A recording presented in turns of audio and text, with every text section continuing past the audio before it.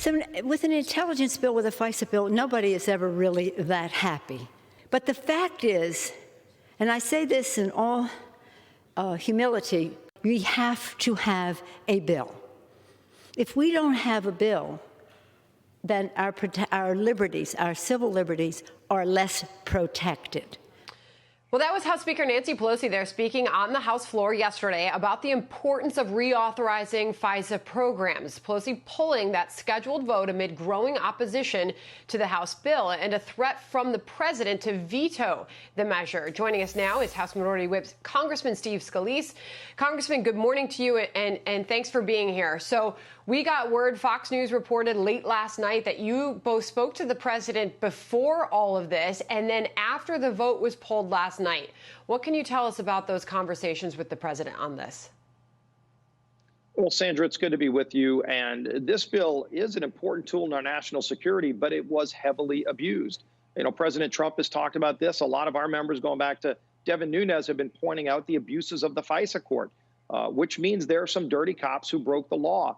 And there has been no accountability yet. Look, we've been calling for a long time on real accountability, on getting all the facts out. We haven't seen all the facts yet. And I think the American people deserve to know how this law is important, but was abused, and that it's not going to happen again.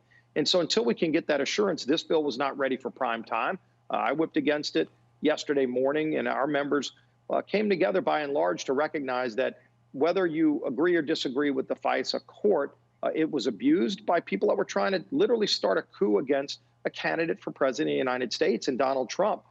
Regardless of who they went after, they shouldn't have gone after anybody. This court should not be abused to try to take down a candidate for president that some people over at the FBI disagreed with.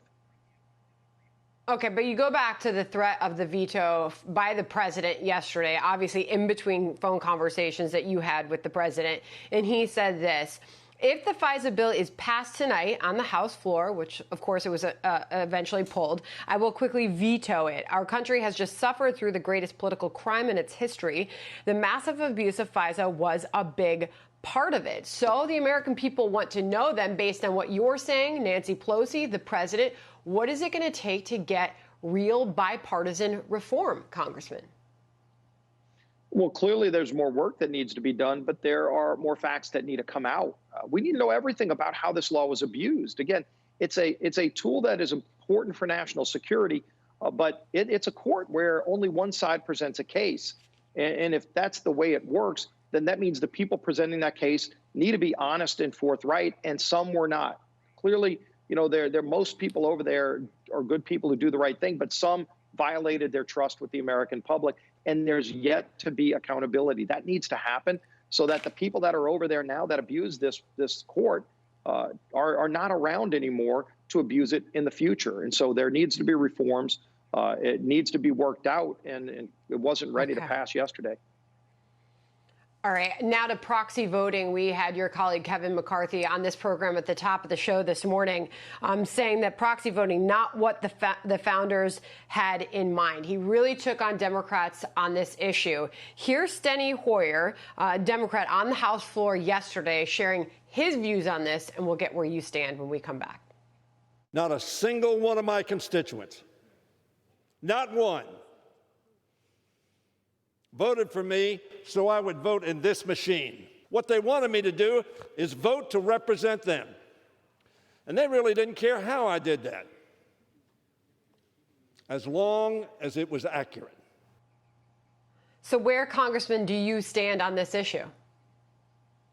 Well, and I agree with Steny that the people of Maryland elected him to represent them. They didn't elect him to have him give his card to Nancy Pelosi.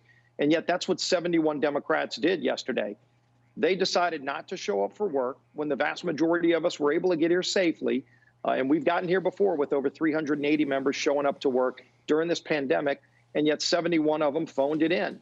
I don't know if they took their pay while they said they didn't want to show up for work. We saw some of them said in a signed document that they couldn't be here for health reasons, and yet they went to the space launch in Florida. My goodness, I mean, if you can't even be honest on that form, that you couldn't vote here. But look, we ought to be showing up to work. And if somebody can't get here for some health reason, that happens all the time. But to break 240 years of history where we've always, even during the Spanish flu, members of Congress showed up here to work. They didn't have airplanes or cars. They had to come here on horses and buggies, and they figured out a way to get here and do their job. There's no reason that you had 71 members that chose not to come here when other people were able to get here from all around the nation. Okay, Congressman Steve Scalise from the great state of Louisiana. Appreciate your time this morning. Thanks for coming on. Great being with you, Sandra.